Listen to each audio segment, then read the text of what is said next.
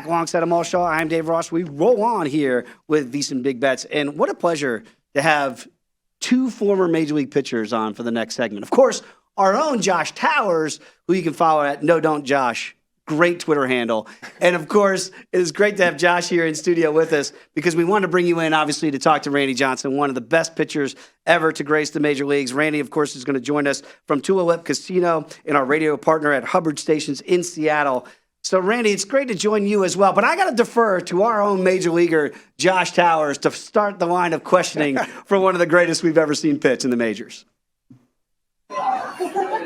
We got him. Randy, you there? I'm here. What's your question? Oh, we got a lot of questions for you. First off, we want to know what you're up to. What's going on at the casino? Well, I'm up here in Tulalip for the grand opening at the Tulalip Resort Casino in the sports book here. And so the opening is now official. I've made my first $10 wager on USC winning the national championship, and other people are following suit. But the sports book is officially opened up here in Tulalip now. That sounds like a good time. We can hear it in the background. Speaking of betting teams to win championships, you used to play for Buck Showalter. There's a lot of talk about the New York Mets around here. I know Dave's a big fan of the Mets. Come on. How do you feel that Buck and the Mets will do in the postseason if you've been following a lot of baseball?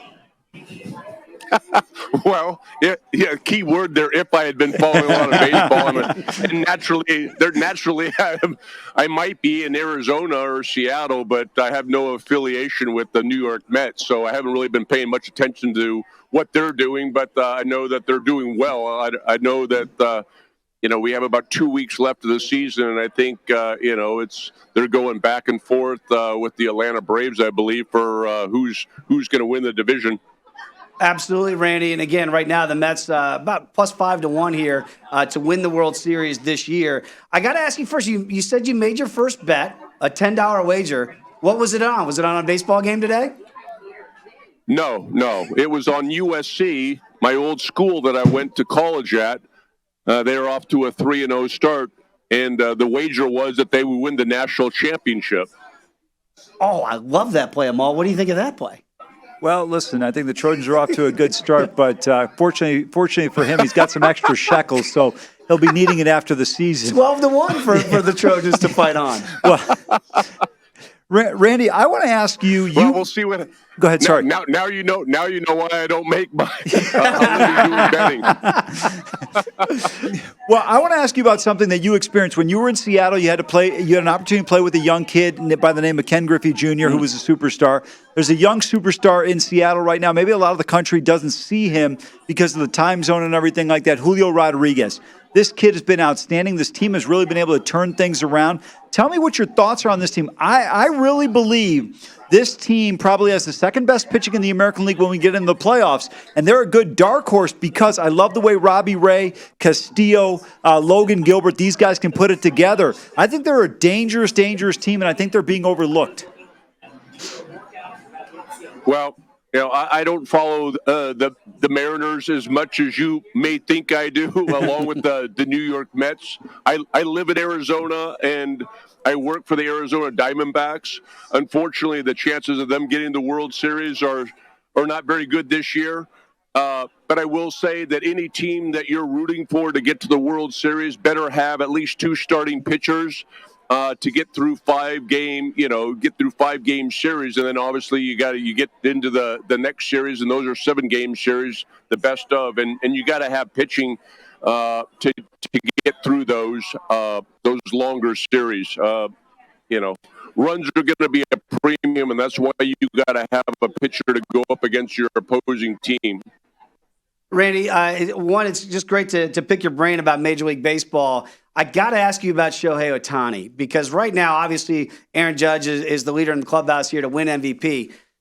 Could you give it to Ohtani every year? Because we just have never seen anything like this, where you have arguably a top 5 pitcher and a top 5 hitter. He's 18-1 to win the MVP this year. Judge, the overwhelming favorite. What do you make of what you've seen from Shohei Ohtani since he's come into Major League Baseball? He's doing the unthinkable right now. He's doing something that Babe Ruth didn't even do. Babe Ruth didn't pitch for multiple seasons and be hitting multiple home runs in those seasons.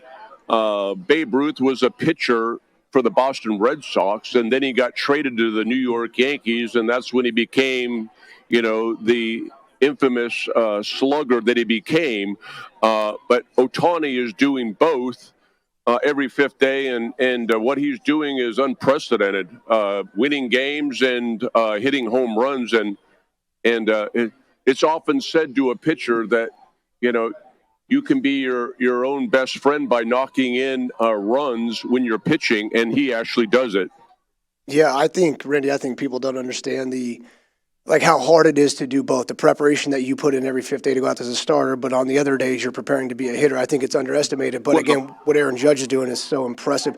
Hey, real quick, I want to go back to what you said, the advice you gave about winning in the postseason in the World Series, because we've seen you do this, obviously.